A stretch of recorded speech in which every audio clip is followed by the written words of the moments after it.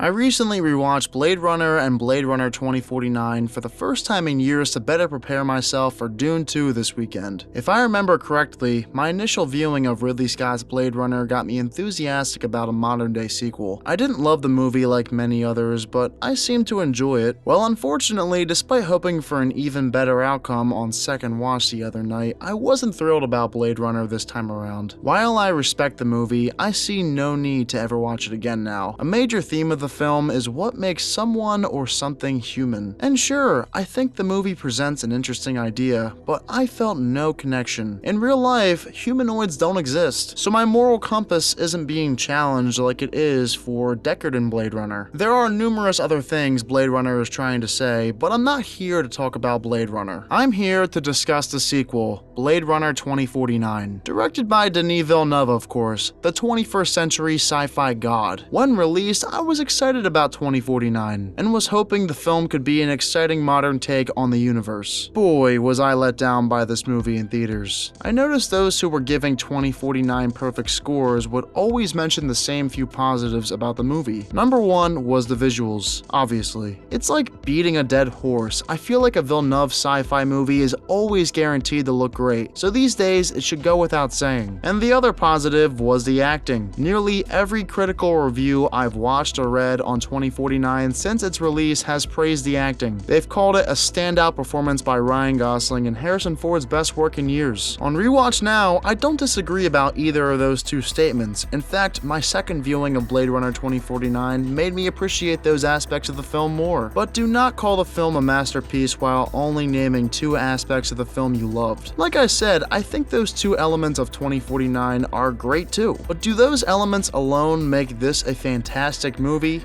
No. Nonetheless, I'm here to talk about my thoughts on 2049 now compared to back then. As a whole, Blade Runner 2049 is better than I remember. Maybe I just paid attention more this time, and research always helps too, but it's a little mind-boggling to me how much I like this movie on rewatch in comparison to the original Blade Runner. It flip-flopped in my head. I like the original less than I did on first watch, and I like 2049 now more than I did when I saw it in theaters. And currently, I think hands down the sequel is superior because it offers a much more cinematically pleasing experience over the 1982 cult classic. So let's talk about it. Let's begin with what I like. 2049 dives deeper into the human versus replicant conflict. There was no replicant rebellion in the original, and I think this added a ton of depth to the story. It makes total sense that they rebelled too. Officer K, played by Gosling, is someone I gravitated towards. As interesting as the first movie is, asking us if we believe Deckard's a replicant, I like the decision 2049 makes right out of the gate, letting us know K is a replicant retiring older models. This gives him depth as well, and we know there's potential for K to encounter a dilemma as he hunts down his own kind. Not to mention Harrison Ford's Deckard is great too. I think the movie brings him back into the fold perfectly. 2049 also brings aboard a true villain in Jared Leto's Wallace, who, after the Tyrell Corporation went bankrupt, took over as the leading man, creating a brand new replicant making company. Leto is great in the film despite limited screen time. He's menacing, seems very powerful and smart, and deep down it's obvious he's jealous of Tyrell's genius. So he becomes obsessed and will stop at nothing to replicate what Tyrell was able to accomplish. The music is some of the best I've heard from any film too, and specifically stands out during the finale chase. When the song Seawall plays, it's electric stuff and gave me chills last night. Additionally, the world building is even better than the original film. We get to see much more of this world in comparison to the first, and it would be cool to see what an off-world planet looks like if a sequel ever were to happen. But as far as 2049 goes, they did a great job at showing off futuristic LA and its surrounding areas. What I don't like, I have a couple of nitpicks. I mean, what's up with the technology in this movie, particularly in this scene? Wallace's assistant Love is firing at these scavengers from above, and Buddy Boy here is engraving something into her nail? I'm so confused why they made an attack drone the weirdest technology ever. Why not just have her work from a computer and use that as her way of firing these missiles at the scavengers? And why do characters like Wallace speak ambiguously? Tyrell spoke pretty clear in the original, original, but Wallace speaks like he's Shakespeare. And just like my complaint with the original Blade Runner and my first viewing of 2049, I think the sequel is far too long. I'm not sure why there are so many steps in solving this investigation. It takes the film almost 2 hours to reintroduce Harrison Ford's Deckard, but we could have gotten the Deckard quicker if the movie didn't take its time with this investigation. There's at least 4 or 5 scenes in which Gosling has a revelation. He goes through so many steps to find out who this kid is that Wallace wants and where to find them, but I think Denis could have cut down on this. I do want to mention Wallace again real quick. I think it's so funny how Jared Leto just disappears from the finale. I suppose Warner Bros. Thought they'd do better at the box office with this one. However, that was not the case, and now it seems like we may never get a sequel to 2049, sadly. Either way, in 2049's final cut, Love is the main antagonist during the finale, and Leto's Wallace is nowhere to be found, because the filmmakers likely wanted to save Leto's death for the next movie. It's also hilarious how Wallace doesn't realize the child he's been looking for is actually one of his employees, and she's literally trapped in what could be considered a prison cell. As smart as this guy may seem, it's funny how this went completely over his head, and instead Kay figures out Anna is the daughter of Deckard. Speaking of Anna, the movie tends to hide some information about her character. First off, they don't explain how Kay gets her memories, and secondly, how exactly does Kay figure out that Anna is the daughter of Deckard? The movie doesn't share much of this information, and it's up to the audience to figure it out for themselves. Anyway, through all my positives and negatives of Blade Runner 2049, I still think this movie is really good. I had a much more enjoyable time watching the film on repeat, and I highly recommend for those who were like myself